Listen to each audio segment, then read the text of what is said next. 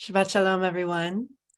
So we have had a long stretch of epic parshas with so many iconic moments in our Torah for many weeks now, and this week is included.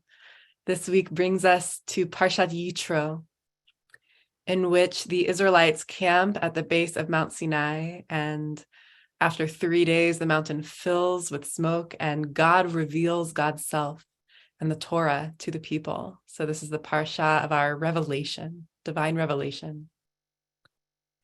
And the Me'orei Naim, the Hasidic master, looks at this, the context here, that they were in the wilderness. And he teaches that the Torah is given as a gift to someone who makes themselves empty like a wilderness upon which everything walks. And so receptivity and emptiness in some way here is the prerequisite for revelation. That's why the Torah is given in the wilderness. It's a prerequisite for that direct encounter with reality, in which we might be able to hear that divine voice, bearing wisdom and instructions for living a life of kedusha, of holiness, of ahava, of love. So we must make ourselves in some way ready to receive. We must make ourselves receptive. And in mindfulness practice, we refer to this state of receptivity and openness as beginner's mind. We can recognize that what we are able to perceive and understand is really only a small part of the vast mystery of life. And when we are attached to our assumptions and our beliefs and our certainties about how things are, life loses its freshness. It becomes less alive in a way. We can get stuck in our old stories or in limited beliefs that may even be causing suffering. But with beginner's mind, with the willingness to empty our cups, to set aside what we think we know and rest in the space of not knowing, we can learn to perceive ourselves, one another, and our world with more presence, with more clarity, with more wonder. We can cultivate what Rabbi Abraham Joshua Heschel called radical amazement. The world can begin to bloom and flourish before us anew.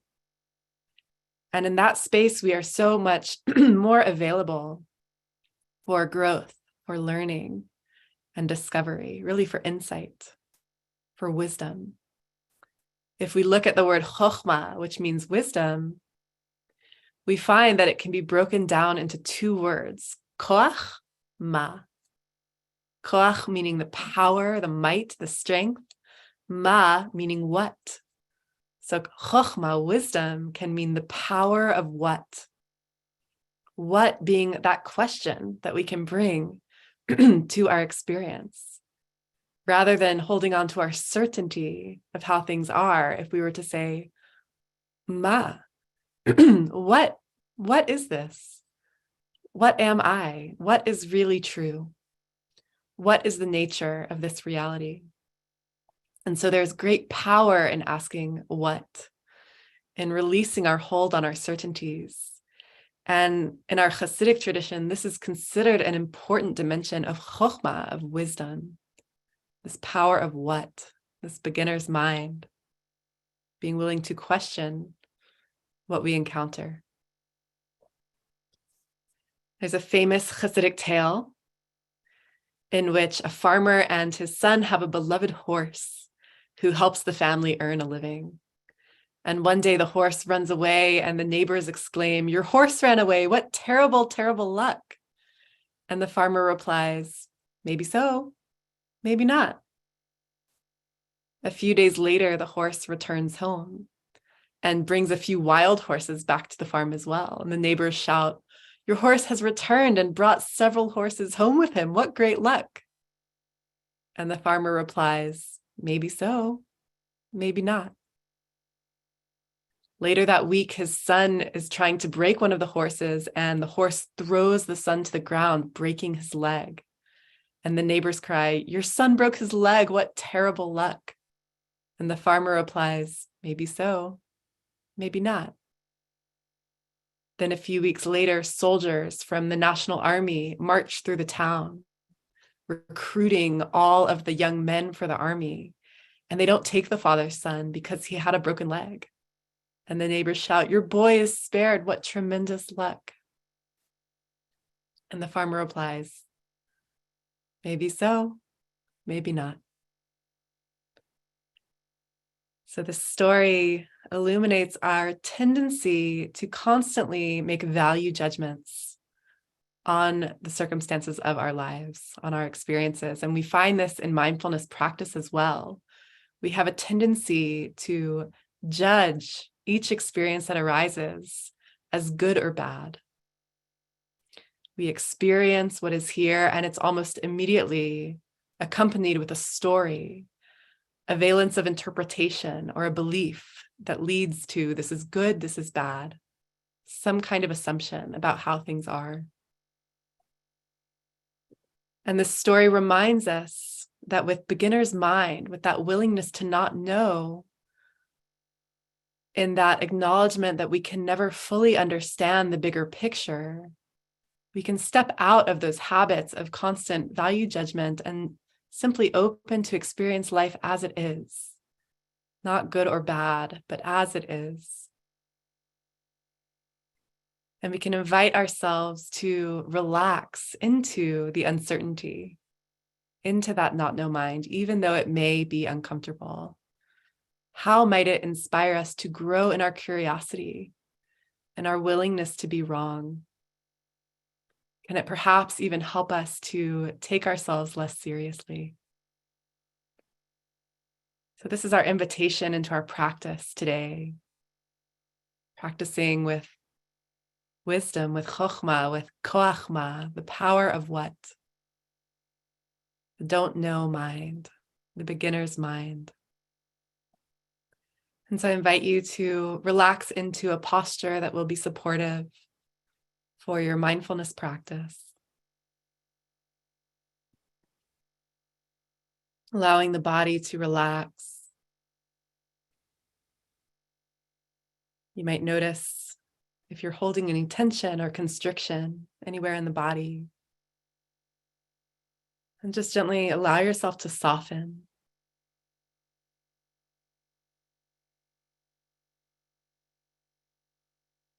Settling into your seat, feeling as well the uprightness in the spine, the awakeness, the alertness.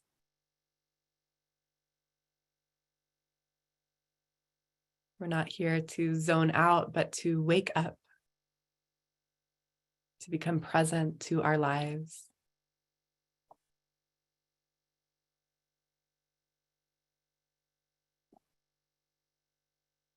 And allow the attention to rest on a gentle anchor. It might be the breath in the body,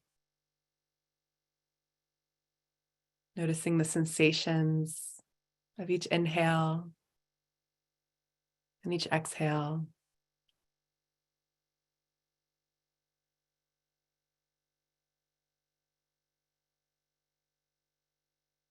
Or perhaps the sensations of the feet on the floor or the hands in the lap.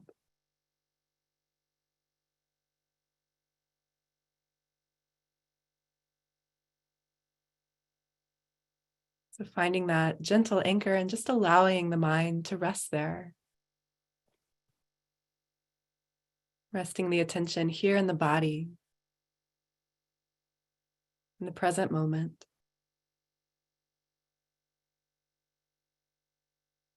Without judgment.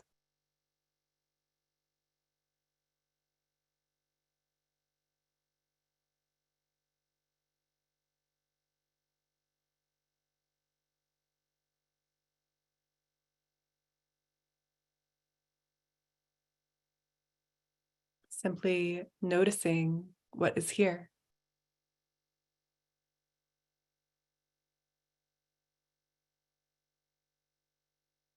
Just as it is.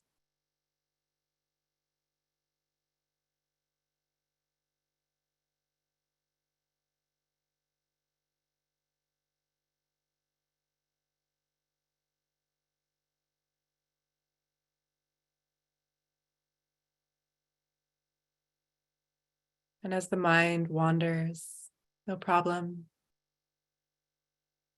Simply notice that thinking is happening and gently return to your anchor.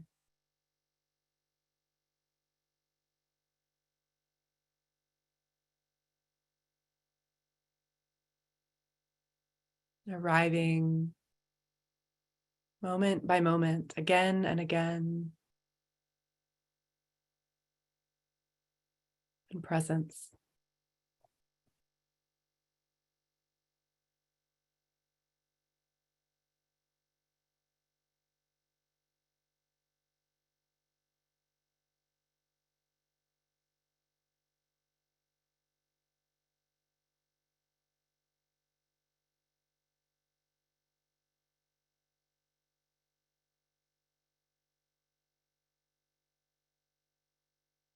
Allowing thoughts to arise and pass away, all on their own, like weather moving across the sky.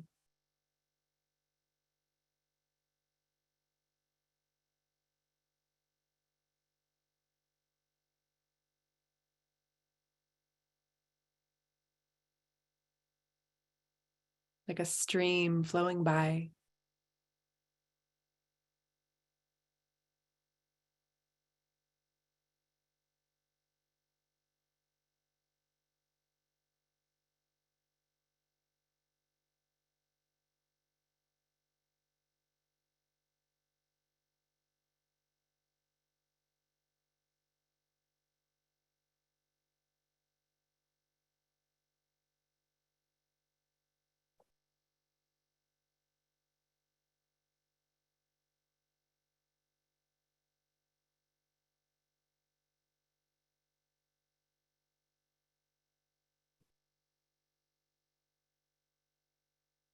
And what happens when instead of getting swept up into the current of our thoughts, we simply observe them with curiosity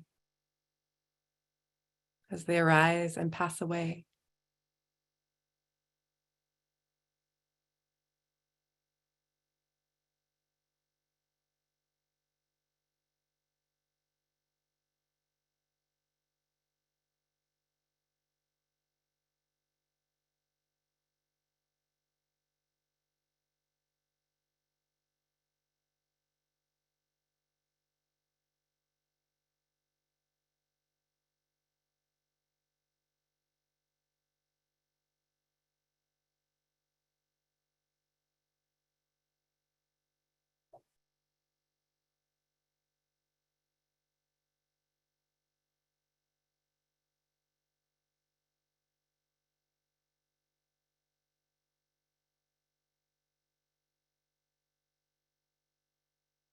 Can we open to the possibility that life, that reality might be different than what we think about it?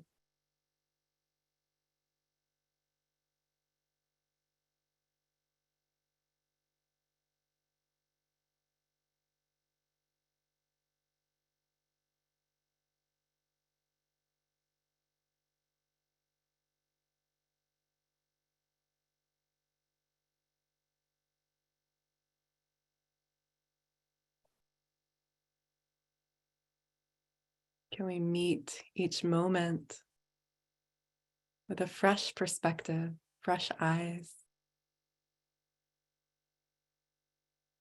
meeting this experience as if for the first time, ripe with possibility?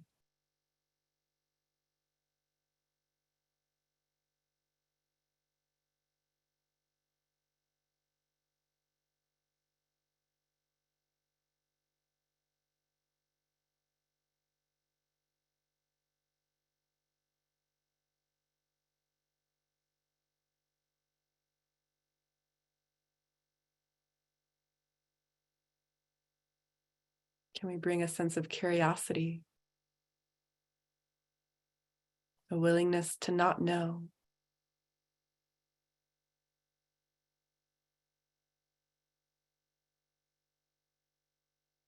a sense of discovery to our experience?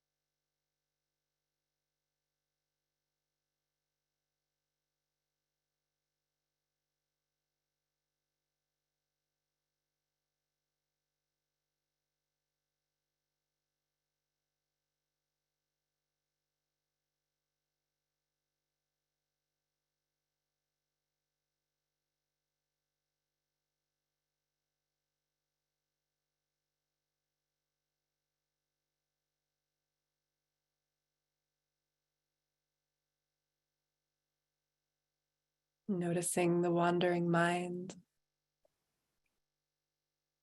with kindness and relaxing again into this posture of receptivity.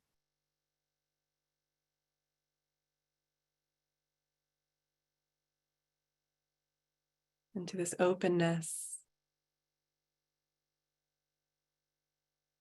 to discover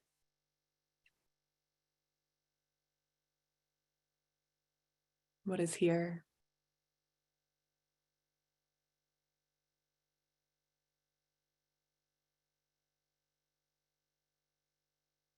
To experience this reality as if for the first time.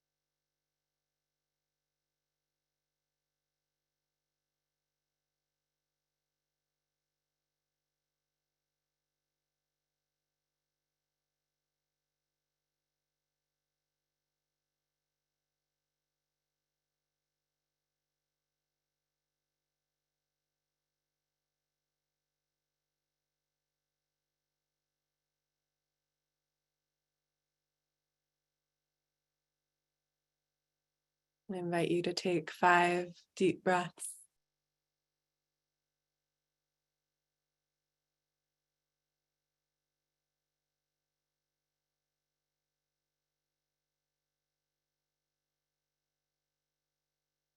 As we conclude our practice.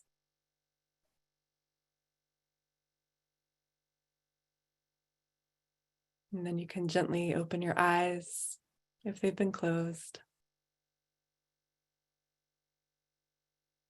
Maybe allow them to wander around the room, just noticing where you are.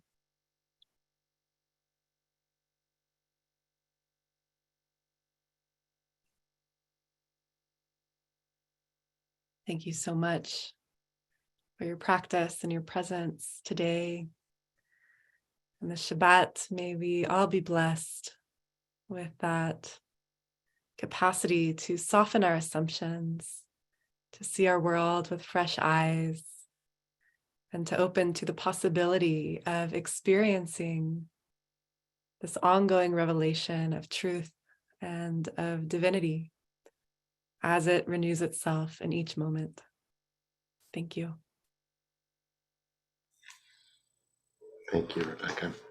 Always such a blessing to have this practice and teaching to lead us into Shabbat together and help us shift gears internally. And so I want to thank you so much. And friends, we seal the practice today, as we do each day, by offering an opportunity to those of you who are in mourning or observing a yard site, or if it's your custom to participate in the Mourner's Cottage, to do so. For those of you who are not, please stay present. For those who are, stay with your practice, stay here, and offer your love and support for those who are moving through the grieving process, who are invited to put the name or names of anyone you're honoring today in the chat box now or after we recite Kaddish. And we thank Kat for sharing the words of the Mourner's Kaddish on the screen. If you're reciting it, I invite you to join me by rising in body or in spirit to recite the words together and to unmute at this time.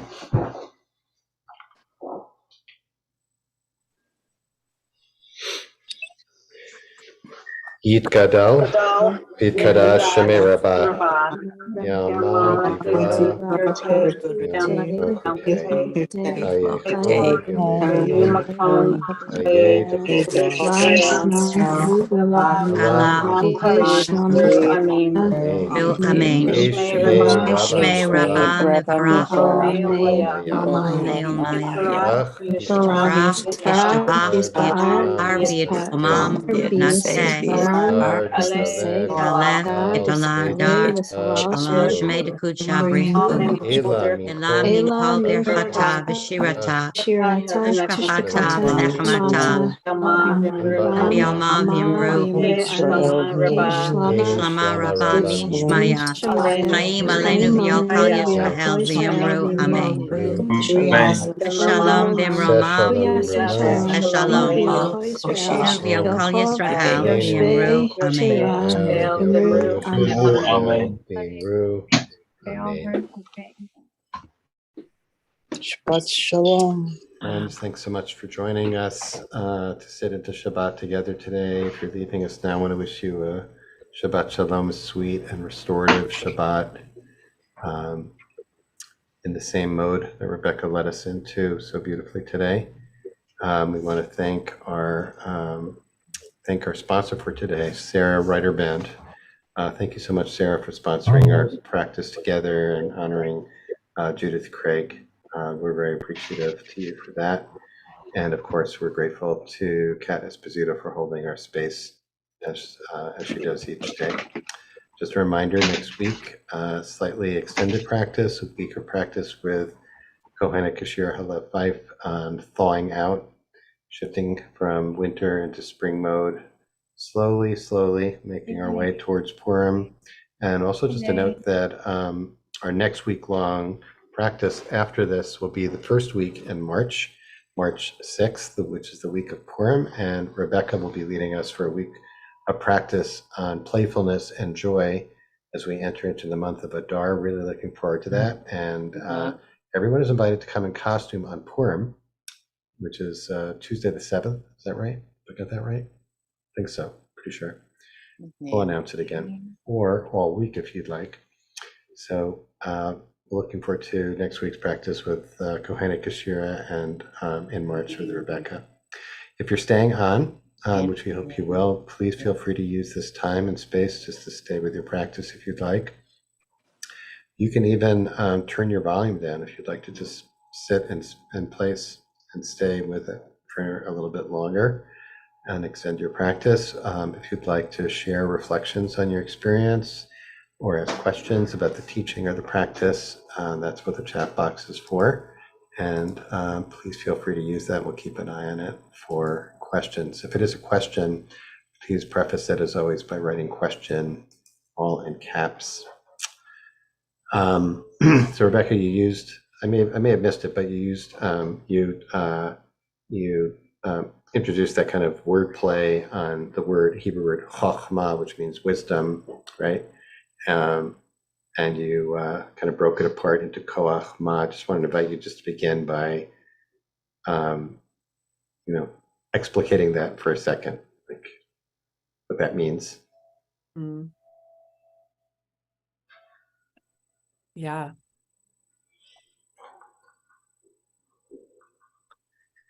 So my understanding is that teaching shows up in a number of different sources. And I encountered it most recently in a book called Yama Chochma, which is a Hasidic work by a contemporary teacher who lives in Jerusalem, who associates the what, with also a practice of kind of the nullification of self in the encounter with the divine. And so I think what it's really orienting us towards is a sense of humility in terms of what we are able to know, what we are able to understand, even who we are, kind of in relationship to the vastness of reality. And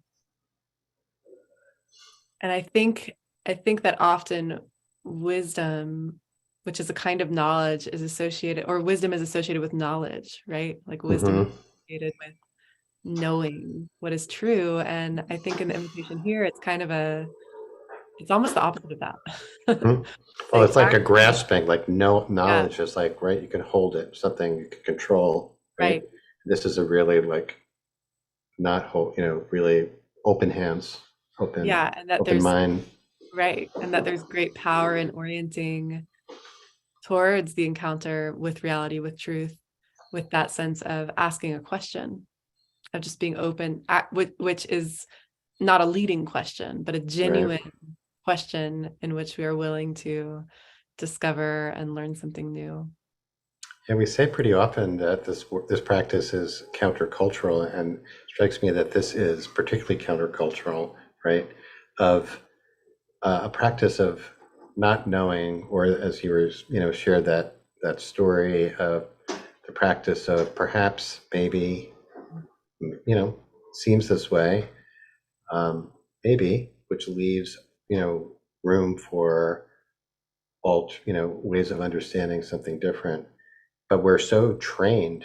We may be hardwired to learn to know as a protective device, right? Like knowledge is power. Now, knowledge, helps us protect ourselves. And thank God, right? Science, so much aspects of knowledge are necessary and good, but we are programmed to kind of grow in knowledge. This is really about kind of reversing that process so that we're both hardwired and also culturally encouraged. Like it is vulnerable to not know an answer, right? To be asked a question, particularly if something that you think, I should know this, right? Say, I don't know. It's humbling, but it also can feel humiliating, right? Not to know. So this strikes me as like a very specific example of the way in which this is countercultural and really valuable and so needed in these days.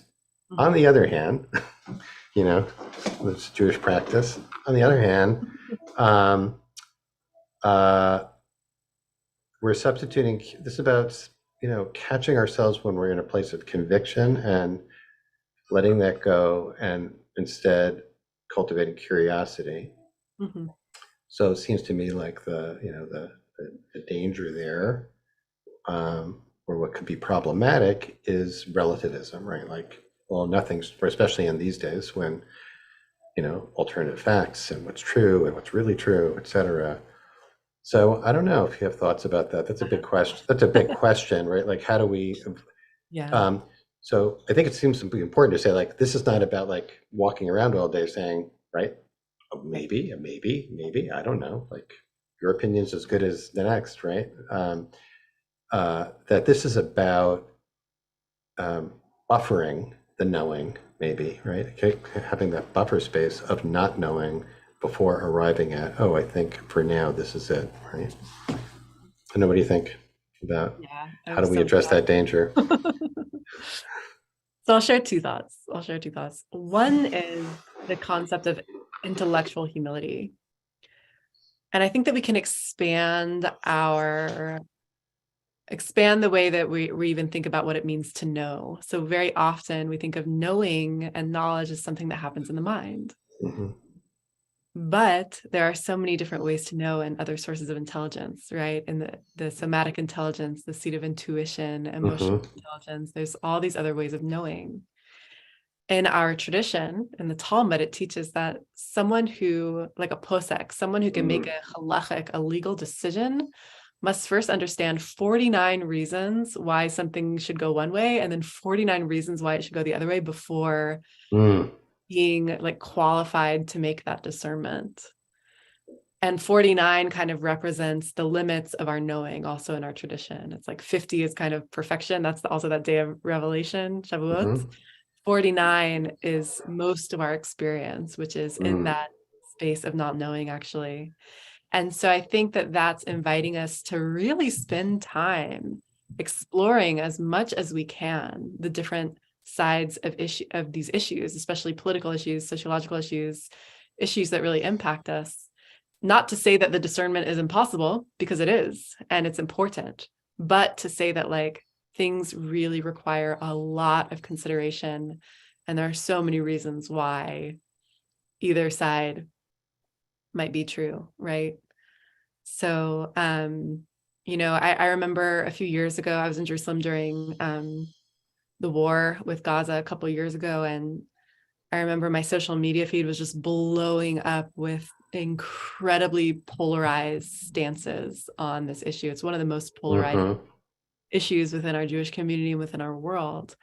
And when folks tried to say like, well, this is nuanced, this is complex, we need to understand where folks are coming from. So then there was this accusation of both sidism, as you were saying, which is this relativism where anything goes because nothing is ever like totally true.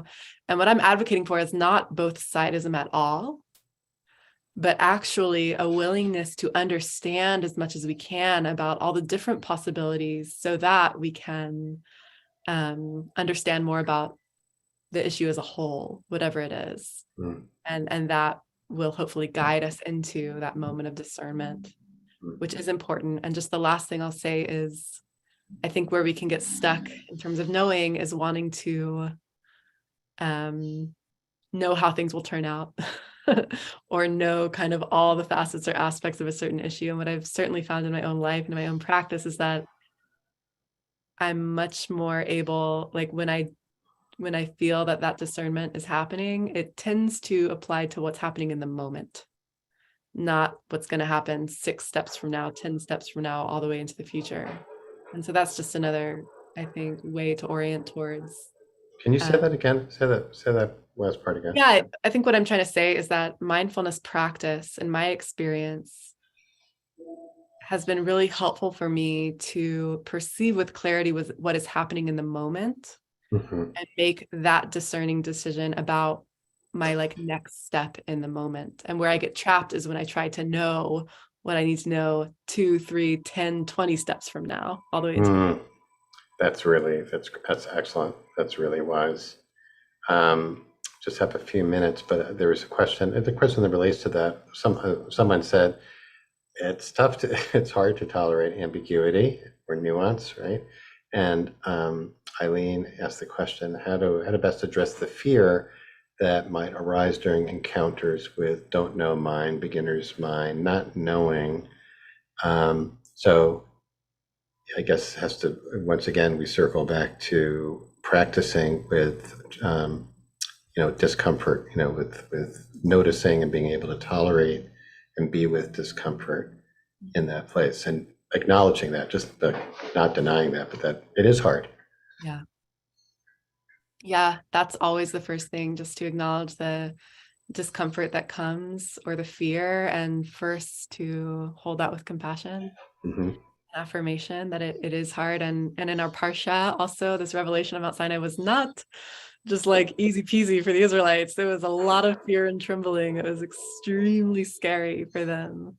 And it is incredibly vulnerable to encounter all that we don't know. And I think that in a way that's almost like the essence of our practice, right? It's like learning how to really be with the unknown. Yes.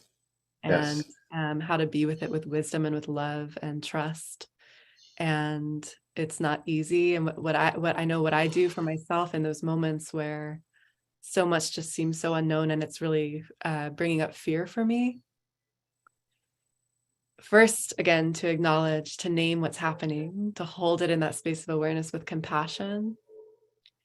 I'm even putting my hand on my heart, like, that can be comforting and can help. And then to tune into, well, what do I know in this moment? What do I know?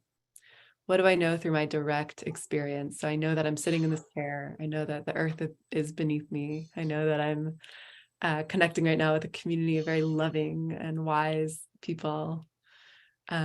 What is here that I do know? And can I even bask in the sensations of that solidness, actually, and that knowing moment by moment? And that can help. And then I find that, the fear will come and go, love will come and go, happiness, sadness, everything. Everything will come and go. And so, again, returning to that practice of being with what is. Well, that's a perfect segue into Shabbat. So why don't we'll end here. Thanks so much, Rebecca. Always really grateful to get to Friday and get to share this with you and with all of you. Have this opportunity. It's really so precious and beautiful as a community. As Rebecca just beautifully described, this group of loving, wise people who set aside time for cultivating the practice of Shabbat every day. So wishing everyone a deep Shabbat, going into that midbar, going into the wilderness, and letting go of, being able to let go of the pressure to know and to control and to release and to be open and cultivating a heart of wisdom over this Shabbat. So look forward to seeing everybody on Monday for practicing with Kohenet, Kashira Halef Fife, and many thanks to Kat, of course, and to Sarah for sponsoring today, and to all of you for being here. So Shabbat